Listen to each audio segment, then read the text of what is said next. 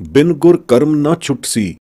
मन झूठै तन झूठ है, जिहवा झूठी होए, मुख झूठै झूठ बोलना क्यों कर सूचा होए। बिन अब शब्द न मांजियै, साचे ते सच होए। पंडित वाचै पोथियां, ना बूझै विचार, अन को मत्ती दे चलैं, माया का वापार। कथनी झूठी जग भवै, रहनी शब्द सुसार। केते पंडित जोतकी, बेदां करैं विचार, वाद विरोध सलाहणे, वादे आवन जान। बिन गुर कर्म न छुटसी, कह सुन आख वखाण। ਸ੍ਰੀ ਰਾਗ ਮਹਲਾ ਪਹਿਲਾ। ਵਿਆਖਿਆ। ਝੂਠੇ ਕਰਮਾਂ ਦੇ ਕਰਨ ਕਰ ਅਫਰੂ ਦਫਰੂ ਝੂਠੇ ਕਰਮ ਕਰਨ ਵਾਲਿਆਂ ਦੇ ਮਨ ਝੂਠੇ ਹੋ ਜਾਂਦੇ ਹਨ।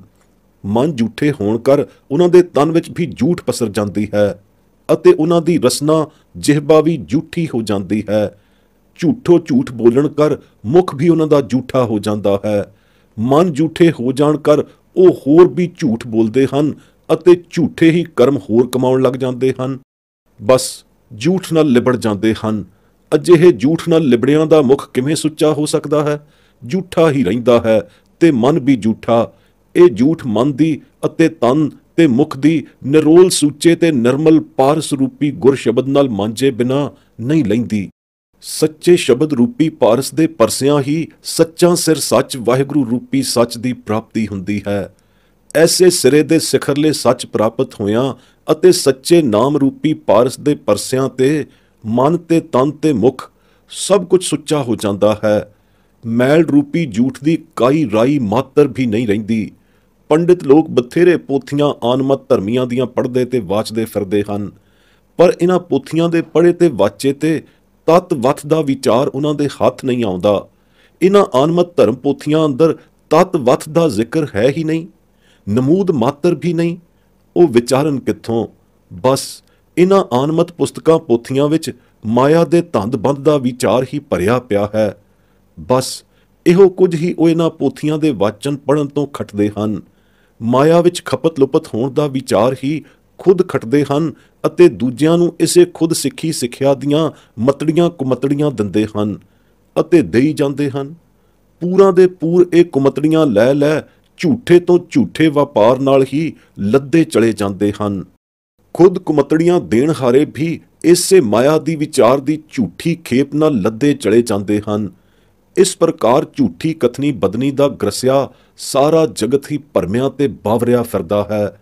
ਸੱਚੀ ਸਾਰ ਰਹਿਣੀ ਅਤੇ ਸੱਚੀ ਕਾਰ ਕਰਨੀ ਸੱਚੇ ਸ਼ਬਦ ਗੁਰ ਮੰਤਰ ਦੀ ਕਮਾਈ ਹੈ। ਕਿਤੇ ਅਣਗਿਣਤ ਪੰਡਿਤ ਅਤੇ ਅਣਗਿਣਤ ਜੋਤਸ਼ੀ ਵੇਦਾਂ ਦਾ ਫੋਕਟ ਵਿਚਾਰ ਕਰਦੇ ਹਨ, ਕਿਉਂਕਿ ਵੇਦਾਂ ਵਿੱਚ ਹੈ ਹੀ ਫੋਕਟ ਭਰਿਆ ਪਿਆ, ਪਰ ਨਿਰੀਆਂ ਵਾਦ ਦੀਆਂ ਤੇ ਵਿਰੋਧ ਦੀਆਂ ਸਲਾਹੁਣੀਆਂ ਸਲਾਉਂਦੇ ਹਨ, ਫੋਕੀਆਂ ਅਲਾਹੁਣੀਆਂ ਅਲਾਉਂਦੇ ਹਨ। ਇਹਨਾਂ ਵਾਦ ਵਿਰੋਧਾਂ ਦੇ ਕਾਰਨ ਹੀ ਵੇਦ ਪੜ੍ਹਨ ਵਿਚਾਰਨ ਹਾਰਿਆਂ ਦਾ ਆਵਣ ਜਾਣ ਬਣਿਆ ਹੀ ਰਹਿੰਦਾ ਹੈ। 84 ਦੇ ਗੇੜ ਕਦੇ ਮੁੱਕਦੇ ਨਹੀਂ। ਇਹ ਵਾਦ ਵਿਰੋਧੀ ਕਰਮ ਬਿਨਾਂ ਗੁਰੂ ਤੋਂ ਛੁੱਟਦੇ ਨਹੀਂ। ਬਿਨਾਂ ਗੁਰੂ ਦੀ ਸ਼ਰਨ ਆਇਆਂ ਇਹਨਾਂ ਵਾਦ ਵਿਰੋਧੀ ਬੇਦ ਬਿਖੋਦੀ ਕਰਮਾਂ ਤੋਂ ਛੁਟਕਾਰਾ ਨਹੀਂ ਹੁੰਦਾ। ਵੇਦਾਂ ਦੇ ਕਹੇ ਸੁਣੇ ਵਖਾਣੇ ਕਰਮਾਂ ਕਰਕੇ ਛੁਟਕਾਰਾ ਕਦੇ ਨਹੀਂ ਹੁੰਦਾ। ਯਥਾ। ਗੌੜੀ ਮਹਲਾ ਪਹਿਲਾ। ਬ੍ਰਹਮੈ ਗਰਭ ਕੀਆ ਨਹੀਂ ਜਾਣਿਆ, ਵੇਦ ਕੀ ਬਿਪਤ ਪੜੀ ਪਛਤਾਨਿਆ, ਜਹ ਪ੍ਰਭ ਸਿਮਰੇ ਤਹੀ ਮਨ ਮਾਨਿਆ। ਐਸਾ ਗਰਭ ਬੁਰਾ ਸੰਸਾਰੈ, ਜਿਸ ਗੁਰ ਮਿਲੈ ਤਿਸ ਗਰਭ ਨਿਵਾਰੈ। ਰਹਾਉ। ਬਲ ਰਾਜਾ ਮਾਇਆ ਅਹੰਕਾਰੀ, ਜਗਨ ਕਰੈ ਬਹੁ ਭਾਰ ਅਫਾਰੀ, ਬਿਨ ਗੁਰ ਪੂਛੇ ਜਾਏ ਪਿਆਰੀ। ਹਰੀ ਚੰਦ ਦਾਨ ਕਰੈ ਜਸ ਲੇਵੈ, ਬਿਨ ਗੁਰ ਅੰਤ ਨ ਪਾਏ ਅਭੇਵੈ, ਆਪ ਭੁਲਾਏ ਆਪੇ ਮਤ ਦੇਵੈ। ਦੁਰਮਤ ਹਰਣਾਖਸ਼ ਦੁਰਾਚਾਰੀ, ਪ੍ਰਭ ਨਾਰਾਇਣ ਗਰਭ ਪ੍ਰਹਾਰੀ, ਪ੍ਰਹਿਲਾਦ ਉਧਾਰੇ ਕਿਰਪਾ ਧਾਰੀ। ਭੂਲੋ ਰਾਵਣ ਮੁਗਧ ਅਚੇਤ, ਲੂਟੀ ਲੰਕਾ ਸੀਸ ਸਮੇਤ, ਗਰਭ ਗਿਆ ਬਿਨ ਸਤਗੁਰ ਹੇਤ।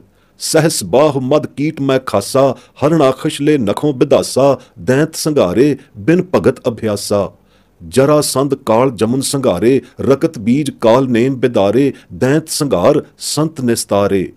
ਆਪੇ ਸਤਗੁਰ ਸ਼ਬਦ ਵਿਚਾਰੇ, ਦੂਜੈ ਭਾਏ ਦੈਤ ਸੰਘਾਰੇ, ਗੁਰਮੁਖ ਸਾਚ ਭਗਤ ਨਿਸਤਾਰੇ। ਬੂਢਾ ਦੁਰਜੋਧਨ ਪਤ ਖੋਈ, ਰਾਮ ਨਾ ਜਾਣਿਆ ਕਰਤਾ ਸੋਈ, ਜਨ ਕੋ ਦੁਖ ਪਚੈ ਦੁਖ ਹੋਈ। ਜਨਮੇਜੈ ਗੁਰ ਸ਼ਬਦ ਨਾ ਜਾਣਿਆ, ਕਿਉ ਸੁਖ ਪਾਵੈ ਭਰਮ ਭੁਲਾਨਿਆ, ਇੱਕ ਤਿਲ ਭੂਲੇ ਬਹੁਰ ਪਛਤਾਨਿਆ। ਕੰਸ ਕੇਸ ਚਾਂ ਡੂਰ ਨਾ ਕੋਈ, ਰਾਮ ਨਾ ਚੀਨਿਆ अपनी पत खोई बिन जगदीश न राखै कोई। बिन गुर गर्भ न मेटिया जाए, गुरमत धर्म धीरज हर नाए, नानक नाम मिलै गुण गाए। इस गुरवाक ਦਾ ਤਾਤਪਰਜ ਇਹ ਹੈ ਕਿ ਗੁਰੂ ਤੋਂ ਗੁੰਮਰਾਹ ਨਿਗੁਰੇ ਪੁਰਸ਼ ਚਾਹੇ ਵੱਡੇ ਤੋਂ ਵੱਡੇ ਗਿਰਮਬਾਰੀ ਸੰਸਾਰੀ ਹੋਣ, ਗਰਭ ਗ੍ਰਸੇ ਕਰਮਾਂ ਵਿੱਚ ਹੀ ਖਪ-ਖਪ ਮਰਦੇ ਹਨ। ਉਹਨਾਂ ਦੀ ਗਤ ਨਹੀਂ ਹੁੰਦੀ ਗੁਰੂ ਬਾਝੋਂ, ਨਾ ਹੀ ਉਹਨਾਂ ਦੇ ਗਰਭ ਗਰਸੀਣੇ ਕਰਮ ਛੁੱਟਦੇ ਹਨ। ਉਹਨਾਂ ਦੇ ਇਸ ਅਭਿਪਰੇ ਨੂੰ ਬਹੁ ਪ੍ਰਕਾਰੀ ਦ੍ਰਿਸ਼ਟਾਂਤ ਦੇ ਕੇ ਸਮਝਾਉਂਦੇ ਹਨ। ਸ੍ਰੀ ਗੁਰੂ ਨਾਨਕ ਸਾਹਿਬ ਆਨਮਤ ਦੇ ਹਵਾਲੇ ਦੇ ਕੇ ਦੱਸਦੇ ਹਨ ਕਿ ਪਹਿਲਾਂ ਤਾਂ ਬ੍ਰਹਮੇ ਨੇ ਗਰਭ ਕੀਤਾ ਅਤੇ ਗਰਭ ਵਿੱਚ ਹੀ ਮਰ ਗਿਆ। ਰਚਨਹਾਰ ਪਰਵਤਗਾਰ ਪਾਰ ਬ੍ਰਹਮ ਨੂੰ ਉਸਨੇ ਨਾ ਜਾਣਿਆ। ਉਸ ਗਰਭ ਮੁੱਠੇ ਨੂੰ ਸਗੋਂ ਬੇਦ ਦੀ ਬਿਪਤਾ ਹੋਰ ਗੱਲ ਪੈ ਗਈ। ਉਹ ਬੇਦਾਂ ਤੋਂ ਗੁਆਚ ਗਿਆ, ਬੇਦ ਉਸ ਤੋਂ ਗੁਆਚ ਗਏ। ਫਿਰ ਪਛਤਾਵਾ ਲੱਗਾ, ਪਰ ਫਿਰ ਪਛਤਾਵੇ ਤੋਂ ਕੀ ਬਣਦਾ ਹੈ? ਹੁਣ ਕਿਤੇ ਫੇਰ ਗੁਰੂ ਘਰ ਦੇ ਵਿੱਚ ਜਨਮ ਧਾਰੇ ਤੇ ਗੁਰੂ ਧਾਰਨ ਕਰੇ ਤਾਂ ਉਸ ਦਾ ਨਿਸਤਾਰਾ ਹੋਵੇ। ਜੇ ਪਹਿਲਾਂ ਹੀ ਸਗੁਰਾ ਹੁੰਦਾ, ਨਾ ਨਿਗੁਰੇ ਕਰਮ ਕਰਦਾ, ਨਾ ਗਰਭ ਵਿੱਚ ਗਲਦਾ, ਓੜ ਗੁਰੂ ਘਰ ਵਿਖੇ ਜਨਮ ਲੈਣ ਕਰਕੇ ਅਤੇ ਭਿੱਖੇ ਭੱਟ ਦਾ ਜਾਮਾ ਧਾਰਨ ਕਰਕੇ ਉਸ ਨੂੰ ਗੁਰੂ ਘਰੋਂ ਸਿਮਰਨ ਪ੍ਰਾਪਤ ਹੋਇਆ ਤਾਂ ਉਸ ਦਾ ਘਰ ਪੂਰਾ ਹੋਇਆ। ਤਾਂ ਤੇ ਬਿਨਾਂ ਗੁਰੂ ਤੋਂ ਗਤ ਨਹੀਂ ਅਤੇ ਗੁਰ ਪੂਰਾ ਸਤਿਗੁਰੂ ਗੁਰੂ ਨਾਨਕ ਹੈ, ਹੋਰ ਕੋਈ ਨਹੀਂ। ਸਾਰਾ ਸੰਸਾਰ ਹੀ ਆਦ ਜੁਗਾਤ ਤੋਂ ਗਰਭ ਦਾ ਤੇ ਗਰਭ ਗਸੇ ਕਰਮਾਂ ਬੱਧਾ ਚੋਟਾਂ ਖਾਂਦਾ ਹੈ ਅਤੇ ਖਾਂਦਾ ਰਹੇਗਾ ਜਦ ਤਾਈਂ ਗੁਰ ਕੀ ਸ਼ਰਨ ਪ੍ਰਾਪਤ ਨਹੀਂ ਹੁੰਦੀ। ਗਰਭ ਹੰਕਾਰ ਉਸੇ ਦਾ ਨਿਵਾਰਨ ਹੁੰਦਾ ਹੈ ਜੋ ਗੁਰੂ ਨੂੰ ਮਿਲਦਾ ਹੈ, ਉਸ ਦਾ ਹੀ ਗਰਭ ਨਿਵਾਰਨ ਹੁੰਦਾ ਹੈ, ਹੋਰ ਕਿਸੇ ਦਾ ਨਹੀਂ। ਬਲ ਰਾਜਾ ਅਹੰਕਾਰੀ ਮਹਾ ਹੰਕਾਰੀ ਕਰਮ ਜਗ ਆਦਿ ਦੇ ਕਰਮ ਕਰਦਾ ਕਰਦਾ ਗਰਭ ਗਲਿਆ ਹੀ ਮਰ ਗਿਆ। ਅਹੰਕਾਰ ਦੇ ਭਾਰ ਨਾਲ ਲੱਦਿਆ ਹੋਇਆ ਇਸੇ ਅਫਰੇਮੇ ਵਿੱਚ ਮਰ ਗਿਆ। ਗੁਰੂ ਦੀ ਸਿੱਖਿਆ ਦੀਖਿਆ ਬਿਨਾਂ ਉਸ ਦੀ ਗਤ ਕਲਿਆਣ ਨਾ ਹੋਈ ਅਤੇ ਪਤਾਲ ਵਿੱਚ ਹੀ ਸਿੱਟਿਆ ਜਾ ਕੇ ਰਸਤ ਲਿਆ ਗਿਆ। ਹੰਕਾਰ ਵਿੱਚ ਹੀ ਰਾਜੇ ਹਰੀਚੰਦ ਨੇ ਦਾਨ ਪੁੰਨ ਕਰਮ ਕੀਤੇ, ਪਰ ਉਸ ਨੂੰ ਗੁਰ ਪੂਰਾ ਨਾ ਮਿਲਿਆ।